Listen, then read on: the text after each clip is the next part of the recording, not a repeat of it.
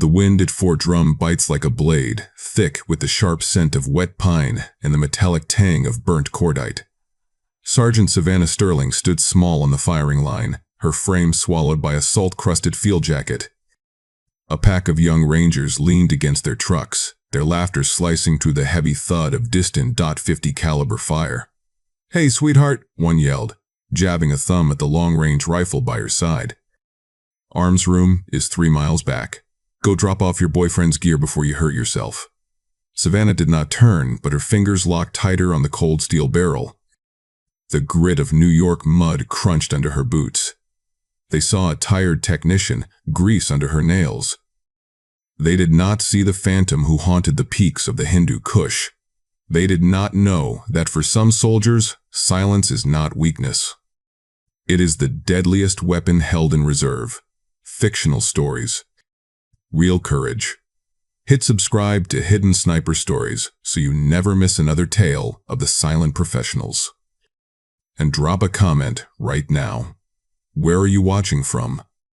Savannah Sterling was 29 years old, though the faint lines etching her eyes told the story of a life lived twice over. In the inventory logs of the USA Army, she was listed simply as a small arms repair technician assigned to the 10th Mountain Division at Fort Drum. Her days unfolded in the dim, oil-scented sanctuary of the arms room, where she stripped bolts and replaced firing pins with the mechanical precision of a surgeon. To the young infantrymen who shuffled in to turn over their rifles, she was little more than a ghost in the machine, a quiet woman who rarely lifted her gaze from the workbench. They noticed the grease streaking her fingernails, and the way her hair stayed tucked beneath a faded unicap, writing her off as just another paper pusher in the support ranks. But to anyone who could read the subtle language of a soldier's body, Savannah's hands whispered a far different tale. Whenever she stepped beyond the wire of the motor pool, her eyes refused to stay locked on the person speaking to her. Instead, they swept the tree line, the rooftops, and the high-altitude clouds in a predatory rhythm that ran entirely on instinct. She carried a subtle, ghostly habit of watching how the tall grass bent in the New York wind, mentally calculating miles per hour without a conscious thought. That reflex had been forged in the jagged peaks of the Appalachian Mountains, where her childhood had been anything but ordinary. Back in those deep, shadowed hollows, Savannah had not been a technician. She had been the provider for 3 younger siblings, the one who kept the family fed when the world turned its back. Her father, a man of few words and many silences, had taught her early that a single bullet could mean the difference between a full belly and a cold, hungry night. She learned to breathe between heartbeats while tracking white-tailed deer through the morning mist, skills the USA military later honed into something far more lethal. The internal world Savannah inhabited was a fortress, built from the trauma of the Peach Valley that she kept sealed behind layers of steel. She could still feel the fine, powdery dust of Afghanistan clinging to her skin, a grit that no amount of scrubbing ever fully erased. In the Peach, the shadows had a life of their own, and the mountains breathed with hidden threats from enemies who knew the terrain like their own veins. She remembered one specific afternoon when the heat pressed down like a wet wool blanket, thick enough to choke on. Perched on a rocky shelf for 18 straight hours, her eye glued to the scope, her pulse synced to the distant drone of a predator overhead. The trauma of that mission did not erupt in screams or shakes. It lived instead in the deep, hollow, 1,000-yard stare that sometimes overtook her without warning. She hid now in the arms room, not from fear, but from a fierce, protective instinct. Her siblings back home in those Appalachian hollows had no idea what their big sister had become, and Savannah meant to keep it that way. The ghosts she carried were hers alone to bear, so the family she once hunted for could sleep without the weight of her wars. When she looked at the young Rangers on the firing range that day, she saw through their bravado to the raw vulnerability beneath. They stood too tall, moved with frantic energy that would get them killed in a real mountain fight. One corporal, fresh-faced with a loud mouth and a fresh tan, edged closer to her. His shadow fell across her boots as he sneered. "You actually know how to run that thing, or you just like the feel of heavy steel in your hands?" Savannah held her gaze on a distant flag rippling in the wind, noting the exact shimmer of its folds. She was calculating air density and humidity, variables the corporal had never even considered. Her mind ran like a ballistic computer, simulating shots that had not yet been fired. She thought of her brothers, wondering if they knew the sister who once put food on the table was now a woman who could vanish in plain sight. The weight of her past pressed on her like a loaded rucksack, but she carried it with a straight back and a sealed mouth. Rumors at Fort Drum whispered that she had transferred from a special operations support role after some injury. No one guessed the truth. The truth was etched in the way she froze when a door slammed too hard, or how she always scanned for high ground in every room she entered. She was a master of the silent arts, forged in a crucible of the peach and tempered by the cold of New York winters. Her role in the arms room served as a deliberate sanctuary, a place to stay close to the weapons she understood without confronting the ghosts they summoned. But on this day, the disrespect from the men around her was beginning to erode the stone of her patience. She felt an old itch stir in her trigger finger, a phantom echo from missions where her name had been whispered like a curse by the enemy. The Rangers kept laughing, blind to the fact that they were mocking a predator who had forgotten more about combat than they would ever learn. Savannah shifted her weight at last, the gravel crunching like bone beneath her boots. She met the corporal's eyes for a split second, and the air between them turned to ice. For that brief moment, he did not see a technician. He saw a void, a dark space where a soldier's soul should reside. He stepped back half a pace, his smirk flickering before ego slapped it back into place. "I'm just saying, that's a lot of rifle for a little girl like you," he muttered, turning to his friends to reclaim his swagger. Savannah's gaze returned to the distant targets, her mind locking into a single, razor-sharp focus. The days of inventory logs and repair manuals were ending. The mountains were calling her back. Staff Sergeant Harlan Brock was the type of man who measured his value by the boom of his voice and the breadth of his chest. He marched across the gravel firing line with a heavy tread that sent gray dust swirling into the cold air. Brock served as the lead instructor for this long-range qualification, and he had been watching the Rangers' mockery of Savannah with a wolfish grin. He did not see a fellow soldier in her. He saw an easy mark to assert his dominance over the fresh-faced recruits. "All right, Sterling," Brock bellowed, his words bouncing off the concrete baffles. "Since you spend your days babying these rifles in the arms room, why not show the boys how the gear really performs?" He snatched an M2 2010 enhanced sniper rifle from the rack, flinging it toward her with careless force. Savannah caught it cleanly, her hands automatically checking the chamber and feeling the rifle's balance. "This one's been a nightmare for the team all morning," Brock said, his eyes gleaming with cruel intent. "The optic is hazy, the zero is completely off, and the groups look like someone fired a shotgun at the berm." He knew the rifle was a disaster, its barrel shroud warped from neglect, a setup designed to humiliate. The young soldiers closed in, their whispers slithering like snakes through the dry grass. "She'll probably chip a nail on the kick," one snickered, sparking a wave of laughter. "I doubt she can even spot the 800-meter steel through that junk scope," another added, propping himself against a wooden post. Savannah examined the rifle, noting the deep scratches on the finish and the crooked optic mount. In her mind, she was no longer at Fort Drum. She was back in the high desert, sizing up a piece of insurgent hardware captured from the field. Anger did not touch her, because anger blurred the vision and sped the pulse. She treated their barbs like windage, simple variables to log, adjust, and forget. Brock leaned in closer, his breath sour with stale coffee and wintergreen dip. "What's wrong, Sergeant?" "Is the big rifle too much for the arms room clerk?" He dropped his voice to a hiss that only she could hear. "You do not belong on this line, Sterling. You are wasting a uniform that a real trigger puller could use." The words were crafted to wound, to force a flinch, to make her bolt. But Savannah met his stare with eyes as flat and unreadable as a mountain lake at dusk. She saw the insecurity in his clenched jaw, the way he glanced to the crowd for backup. For Brock, this was theater. For her, the range was holy ground of physics and focus. What would you have done in that moment? Would you have set the rifle down and walked away, saving face but proving their point? Or would you have stepped into the storm, knowing the deck was stacked by the very men sworn to have your back? Savannah chose the hunter's silence. She moved to the prone position with deliberate grace, her steps measured like a predator threading through underbrush. The New York wind clawed through her layers, but she embraced the bite. It sharpened her, slicing away the noise of the taunts and the thud of her own pulse. She lowered herself onto the damp shooting mat, the gravel biting into her elbows and knees like old friends. The Rangers formed a judgmental semicircle behind her, their boots scraping the dirt. 10 rounds, Sterling, Brock announced, snapping a stopwatch with a metallic click. 800 meters. Hit the steel once, and you can crawl back to your oil rags and forms. The group erupted in harsh laughter that scraped against the afternoon quiet. Savannah ignored it, pressing her cheek to the cold polymer of the adjustable rest.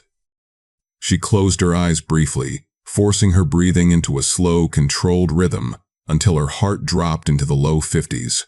She sensed the rifle's flaws, the gritty trigger pull, the bolt that seated with a slight hesitation.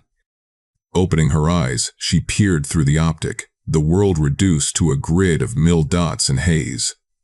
The target at 800 meters appeared as a faint white speck against the dark berm, barely visible in the misaligned glass. The wind gusted from the left at 15 miles per hour, with erratic fishtails whipping at the 500-meter mark. She began dialing the turrets, the soft clicks the only sound in the sudden electric hush. She was not merely adjusting for range, she was compensating for the rifle's abuse, turning its weaknesses into her advantage. "She is just spinning dials," a ranger whispered. "She has no clue." Brock checked his watch, smirking. 30 seconds, Sterling. Let's see that armorer magic." Savannah did not answer with words. She felt the wind ease for a heartbeat, a fleeting window only a true observer would catch. The grass at the 400-meter line stilled, shivering once before freezing in place. She drew a half-breath, held it in the base of her lungs, and felt the alignment click into place. She pressed the trigger with steady, unhurried pressure that even surprised her. The M2010 thundered, the recoil slamming her shoulder like a mule's kick. Dust billowed from the muzzle brake, veiling the distant valley for a moment. The Rangers leaned in, binoculars and spotting scopes raised. Seconds stretched in silence, the shot's echo fading into the pines. Then, a faint, crisp clang carried back on the wind. Ting. The sound of hardened steel meeting lead. The Rangers exchanged stunned glances, their grins dissolving like mist under the sun. Brock's face tightened, but he said nothing. Savannah worked the bolt in a single fluid motion, the spent casing tumbling into the dirt. She was already dialing again, her body locked in perfect stillness. The conflict had risen, but the true storm was only beginning to brew.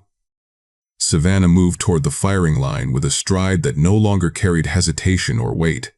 The gravel yielded beneath her boots, not crunching so much as submitting to a walk honed in the art of the unseen. She reached the wooden pallet that doubled as the prone platform and lowered herself with fluid economy, her knees and elbows finding the earth in a flawless tripod of stability. The young Rangers kept up their chatter, but a handful fell silent as they caught the way she merged with the long rifle. She did not seize the weapon. She became one with it, her shoulder nesting into the stock like a forgotten key sliding home. It was here that her breathing shifted, transforming from the shallow cadence of a technician into something profound and hypnotic. In the sniper world, they called it the box, a mental fortress where everything beyond the scope simply ceased to be. Her heart rate eased downward, each beat turning deliberate, a distant thrum she could feel pulsing in her scarred fingertips. To the untrained eye, she appeared merely prone. To those who knew, she was slipping into combat meditation, the kind that turns soldiers into ghosts. Master Sergeant Thorne Cale stood at the range's edge, leaning against a stack of sandbags with a bored detachment. He had been working a plug of tobacco for the better part of an hour, observing the young soldier's circus with a veteran's weary gaze. But as Savannah settled, Cale froze mid-chew, his eyes narrowing to slits as he zeroed in on the woman in the faded cap. He saw how she did not just peer through the glass. She vanished behind it, her body locking still as the granite ridges of the mountains she once conquered.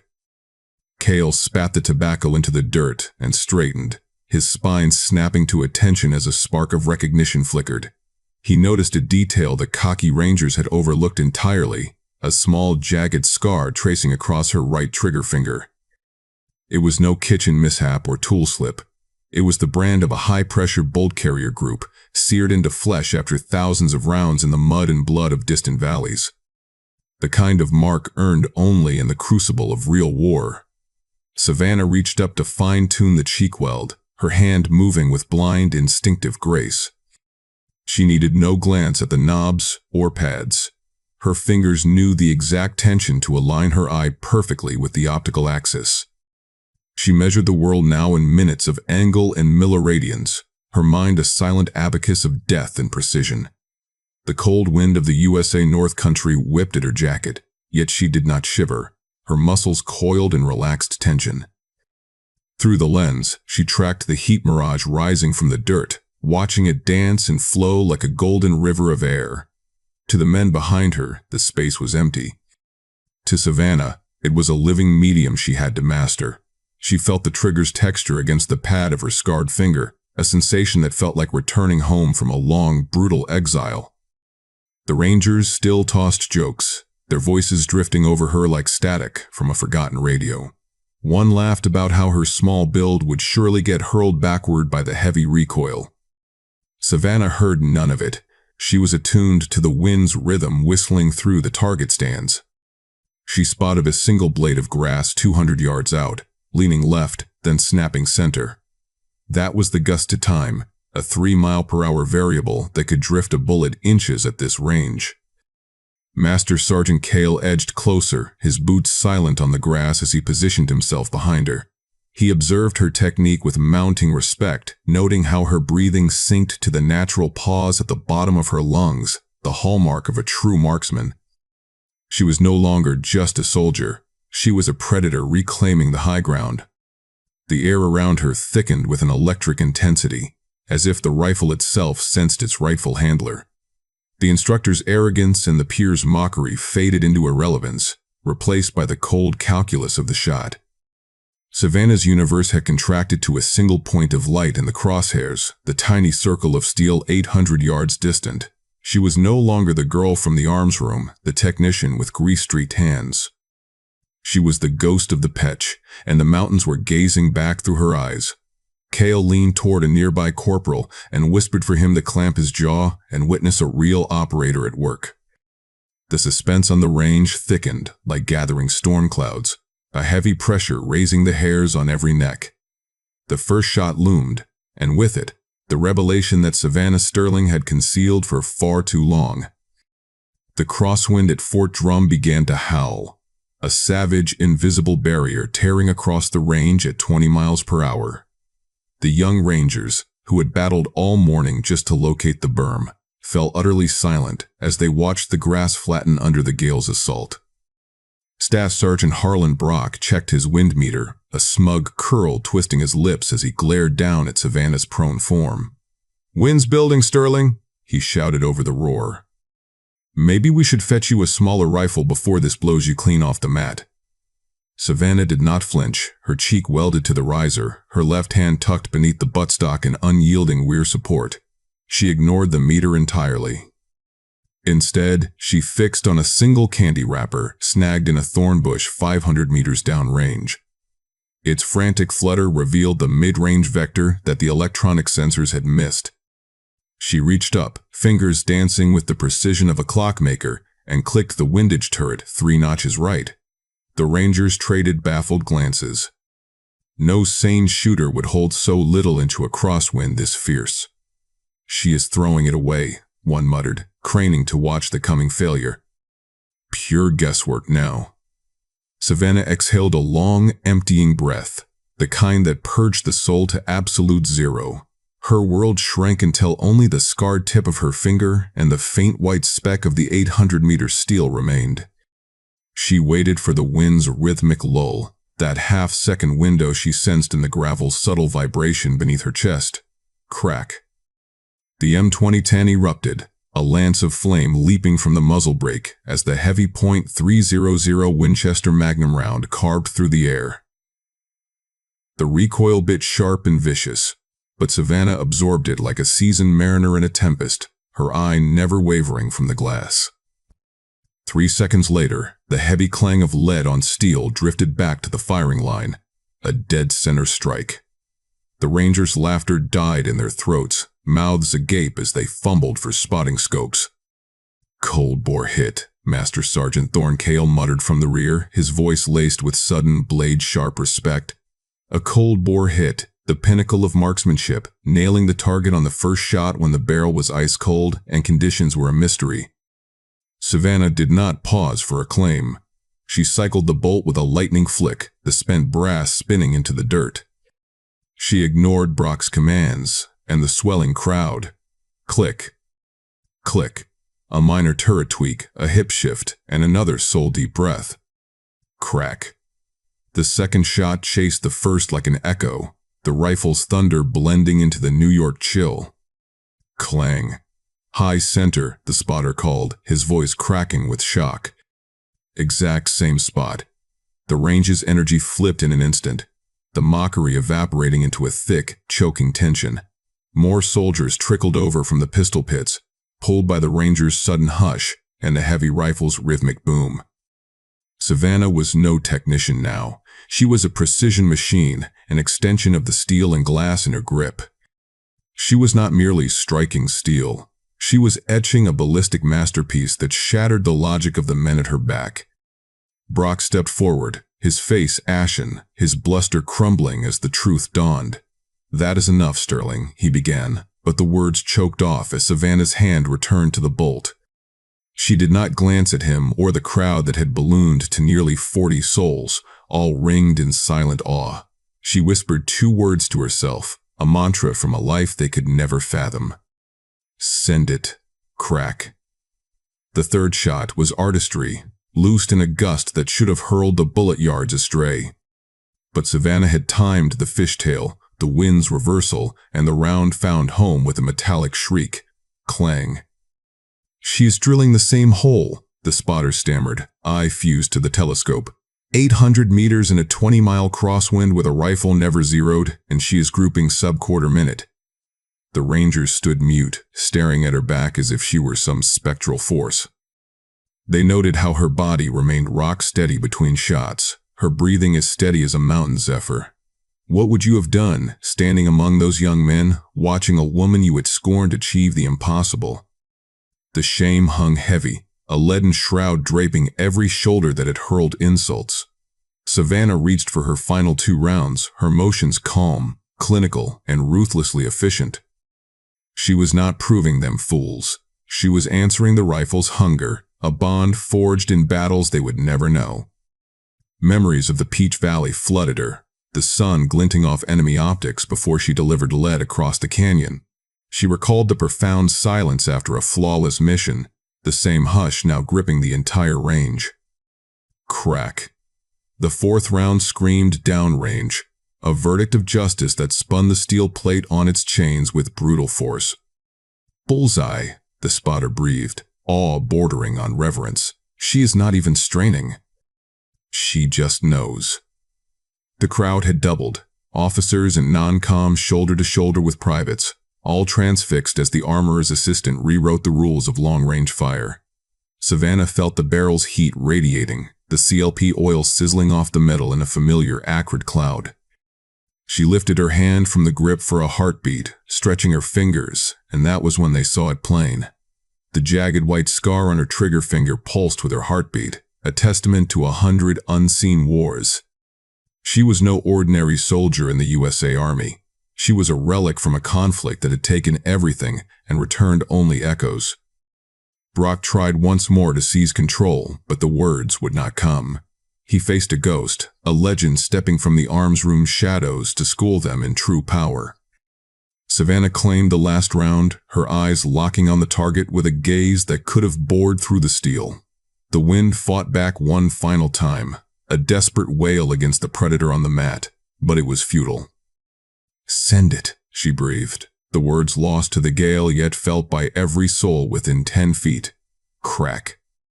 The fifth shot was the period at the end of the sentence, a thunderclap that ended the debate sparked by a casual joke. The steel plate did not merely ring. It wailed, the heavy bullet vaporizing against the center in a gray puff of lead dust. 5 shots. 800 meters. One perfect hole. Savannah remained motionless for a long moment, her eyes still glued to the glass, watching the dust settle around the target. The range fell into a quiet so profound you could hear a distant bird whistle through the pines and the ragged breaths of the men behind her. She was no underdog anymore. She was the benchmark, the living spirit of the silent professional that the USA military held sacred. The heavy silence on the range shattered under the sharp crunch of polished boots on gravel. A black SUV had rolled up behind the firing line, and from it emerged a man with silver hair and the silver eagles of a colonel gleaming on his chest. Colonel Elias Vance did not glance at the targets. He fixed his gaze on the woman in the dirt with the intensity of a man unearthing buried treasure. Staff Sergeant Harlan Brock snapped to attention, his face paling as he prepared to report, but Vance raised a single hand to silence him. Vance advanced slowly toward Savannah, halting just behind her as she cycled the bolt on the magazine's final round. He studied the name tape on her jacket, a faint, knowing smile creasing his lips. "I knew that rhythm looked familiar," the colonel said, his voice carrying a gravity that drew the Rangers closer. "Sterling," he murmured, the name ringing like a title of honor in the USA Army.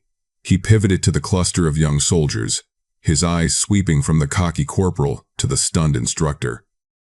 "Do any of you boys have the slightest idea who occupies this firing point?" Vance asked, his tone low and edged like a bayonet. The Rangers shifted uneasily, the air growing thin under the colonel's commanding presence.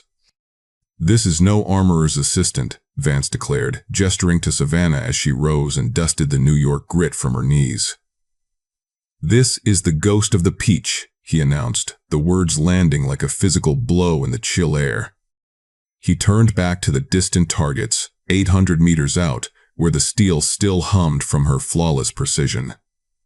5 years ago, in a valley most of you could not locate on a map, this woman fired a shot that altered the war's path, Vance continued. He unveiled the secret, buried in classified archives. Savannah had served as lead marksman for a Tier 1 task force. From an impossible distance of 2,400 meters, she had eliminated a high-value target that 3 drone strikes and a full infantry company had failed to touch. She had not merely saved her platoon. She had halted a regional firestorm before it could ignite a global blaze. The impossible range was her domain, and the rifle she had just mastered was child's play in her hands. The revelation settled over the range like dense fog, transforming mockery into a profound, haunting shame. Savannah stood silent, her expression impassive, the ghost at last stepping fully from the arms room's veil. The heavy silence on the range was pierced by the sharp, rhythmic crunch of polished boots on gravel. A black SUV had already rolled to a halt behind the firing line, but now Colonel Elias Vance stood like a sentinel, his silver eagles catching the fading light. He did not need to bark a single order to command the space. His presence alone acted as a vacuum, drawing every eye and stilling every breath. "Range is cold," Vance said softly, the words carrying farther than any shout could ever reach. He turned his back fully on the distant targets and faced the small, grease-stained woman who had just rewritten the laws of the range. The colonel did not launch into a lecture or a speech. Instead, he snapped his heels together with parade ground precision and raised his hand to his brow in a crisp, unwavering salute. It was a gesture reserved for the rarest of heroes, for the legends whose names echoed in the shadowed halls of the Pentagon and the inner circles of USA Special Operations Command. Staff Sergeant Harlan Brock, the man who had flung the rifle at her like discarded scrap, felt his knees buckle under the weight of realization. His hand trembled as he mirrored the salute, his face a mask of stunned regret. One by one, the cocky young rangers who had hurled their jokes about her boyfriend's gear felt the crushing tide of their own insignificance. They did not cheer, for this was no sporting arena or Hollywood script. This was the USA Army, where genuine respect manifested in profound, reverent quiet. The synchronized click of 60 pairs of boots echoed off the concrete baffles, a single unified heartbeat that thrummed through the cold New York air. They stood at rigid attention, a sea of camouflage and youthful faces, gazing at Savannah Sterling with a reverence that bordered on the sacred. No longer did they see a small-frame technician or an arms-room ghost. They beheld the ghost of the Peach, the woman who had walked through the valley of fire and emerged forged in unbreakable steel. Savannah did not meet their stares with pride or a triumphant grin. She simply regarded the rifle in her hands with the quiet tenderness of a warrior acknowledging an old companion. She worked the bolt one final time, the metallic snick-snap of the action slicing through the stillness like a bolt of lightning. She verified the empty chamber with a practiced glance and laid the weapon gently on the mat, as if settling a sleeping child. She rose to her feet, her compact frame dwarfed by the towering soldiers around her, yet her presence seemed to loom over the entire expanse of Fort Drum. She offered no speech about her service or the medals hidden in her past. She merely adjusted her faded ball cap and locked eyes with Colonel Vance for a brief, knowing moment. The climax of this day was not some explosive spectacle or dramatic rescue. It was the pure, agonizing beauty of earned silence, the kind that spoke volumes in the military world. It was the instant when the so-called support staff reminded the self-proclaimed warriors that the quietest figure in the room often commands the deepest fear and admiration. The Rangers watched her, their eyes wide with a mix of awe and humility, understanding at last that they stood in the shadow of living USA history. Every insult they had flung now felt like grains of sand hurled against the granite cliffs of her legacy. Savannah drew a single deep breath of the pine-laced air, the familiar sense of cordite and damp earth settling into her lungs like an old ally. The mission on the range had concluded, but the thunder of those 5 shots would reverberate in the minds of those men for the rest of their days. She had reclaimed her truth without uttering a single word to her detractors. She was Savannah Sterling, and the arms room shadows no longer held her. Savannah bent down and lifted the heavy M2010 rifle from the damp shooting mat, her motions as smooth and deliberate as a shadow gliding through the pines. She walked steadily toward Staff Sergeant Harlan Brock, who remained frozen at attention, his face ashen and his posture rigid with lingering shock.